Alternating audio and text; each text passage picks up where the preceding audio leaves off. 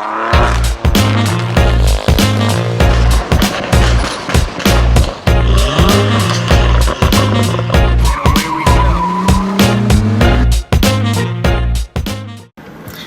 is up, YouTube?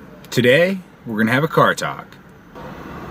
In today's car talk, we're gonna talk about the new PROTO Z, Nissan's throwback to its classic Z cars and the predecessor to the current 370Z. The 370Z had a long 12-year run, and we're excited to see something new in the Z car line. So let's get right into it. Let's talk about price, because as we've all seen, the price of our 90s Japanese favorites have started to go up quite a bit from the 90s. And with vehicles like the new Supra reaching up into the 50s, we could expect this to see quite a price hike as well. But I think it's safe to say that we could see the Z coming in somewhere just north of $40,000 for the base model. Some estimates put it close to $45,000 for the base, roughly $48,000 for the premium, $50,000 for the track model, and $53,000 for the Nismo. Of course, these are just estimates, but that gives us a general idea of where the new Z car is going to come price-wise. The new PROTO Z, some are referring to as the 400Z, is expected to have a base engine similar to that of the Q60, a twin-turbo V6 coming in at 300 horsepower and just south of 300 pound-feet of torque, with the Nismo expected to receive the Q60 Red Sport engine, which is 400 horsepower. So we can say safely that the base is going to be a strong contender for the current Z. And having a new, much more rigid chassis and new suspension geometry, this will immediately be an upgrade to the current Z. When you start looking at the Nismo, the 400 horsepower mill coming out of the Q60 Red Sport is going to be a powerhouse to begin with.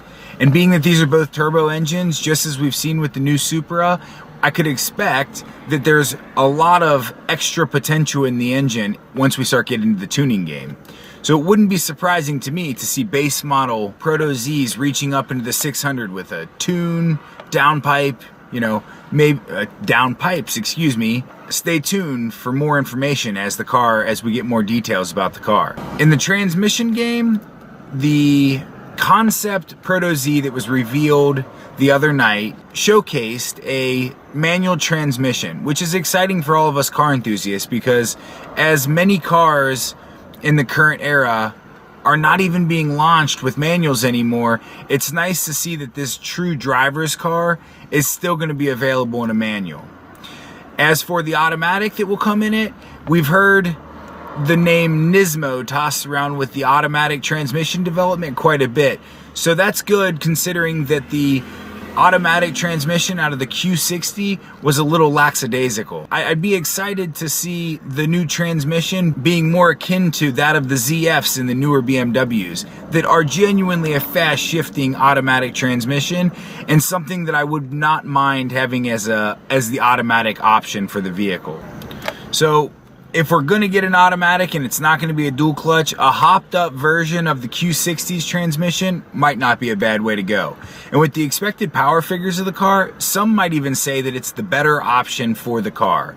Although, as an enthusiast, we could make a strong argument for it not being the funner, pardon my English, option, right? So we'll see how that goes. It'd be cool if it came with a dual clutch, but I don't expect it. So one of the best parts about this car is the looks. The looks are very, very akin to the classic 240Z. And that to me is extremely exciting, because as a young child, my father actually had a 240 that we over the years put a fair amount of effort and work into, and it was quite the car. And it's exciting to me to see the stylistic throwbacks to that 240Z. The headlight buckets and the long drawn out hood, and even the taillights, though I've heard people feel that they maybe more draw on the looks from the 300ZX, I still see the square buckets from the rear of the 240 on the back of the car. I also see a little bit of 300ZX in the crossbar that connects the two lights.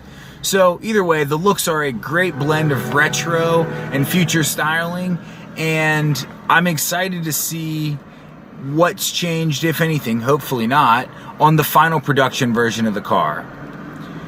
But having drawn on two of Nissan's greats from the past, the 240Z and the 300ZX, I am comfortable in saying that the styling of this car is very strong. With its modern rendition of those styles, it's going to fit perfectly into the future lineup of Nissan. One of the bigger and more needed changes to the Z line was some modernized interior styling. Some might say that the 370Z was very akin to older Japanese cars. Some might say the interior styling and quality of fit and finish of materials was just not quite there. When the 370 was reaching up into the 50K price range, you should have been able to expect a higher quality interior for the car. The new interior on the 400Z, or the Proto Z as it's referred to by Nissan, is definitely to be expected of a higher caliber. Coming with the price hike that we're going to see on this new car, we can expect things like nicer materials, more genuine leather seats, and a much finer touchscreen infotainment system. The infotainment system is expected to have CarPlay and Android Auto, and feature an 8 to 9 inch touchscreen, possibly more, which is a large screen to begin with. My favorite things with the interior of the new Proto Z have to be the digital infotainment, or the digital gauge cluster, which looks awesome. And even more so is the 3-gauge pods sitting on the dash. It's so perfect and is very akin to Z's all the way back to the 240. And I'm excited to see that they've continued that. So is this new Z the new Z car? Is this what we can expect to see going into production? Well, the gentleman who launched the Nissan Z Proto the other night stated this was a close to completion prototype, meaning it's very close to the final production vehicle, which is exciting because the looks of this car are great. And it's always a bummer when prototype cars come out and they're so perfect and they just don't make them. But I think that this is very close to what we can expect the actual production car to look like. So I'm very excited to see the actual car once it reaches production. Guys, this is, in my opinion, one of the most exciting launches of the era, even more so than the Supra, for a handful of reasons. The first reason being, it's still a manual transmission car, which for me was a huge bummer in the Supra. Though I am a big fan of some of today's modern automated transmissions, I still miss, and I'm still excited that manufacturers keep the manual transmission alive. I mean, the Supra not having a manual just doesn't seem to make sense to me. And the fact that Nissan realizes that that's still important to enthusiasts is good for me. I also think, very excitingly, that the 350, 370, and other modern Z cars are some of the best driving chassis made in the recent era. So predictable, so balanced at the limit. Very just good driver's cars. They make somebody who maybe isn't quite the best driver be able to drive the car very close to the limits and not be out of control. And this new car is said to have a better chassis than the 370. With updated suspension geometry, I would venture to say that this might be one of the best driver's cars to come out in this era. So I'm extremely excited for this car. This is definitely something that I could see myself trying to get into in the next year or two.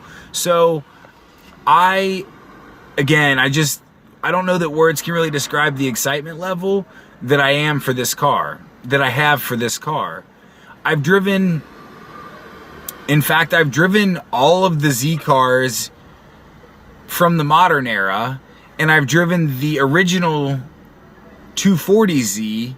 I haven't driven a 260 or a 280, but the 240 was a very connected I mean, it was a 70s Japanese sports car. So like you could expect that from it, right?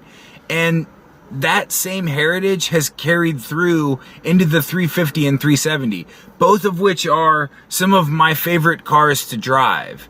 They make enough power for their weight, for their chassis size, and they drive very, very good. You can feel things, the steering is lively, and most importantly, they're not snappy. They're extremely balanced cars.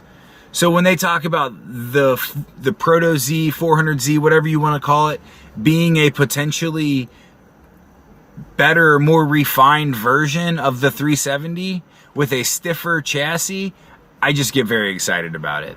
So guys, I hope you enjoy this video. I really do, because this one to me is something I'm very passionate about, and I hope you look forward to more content on the Zs as we learn more information. And man, if we can make it happen, I'd love to see one of the early production Zs in person. So we'll see how that goes, but don't forget to like, comment, and subscribe, and I'll catch you in the next one.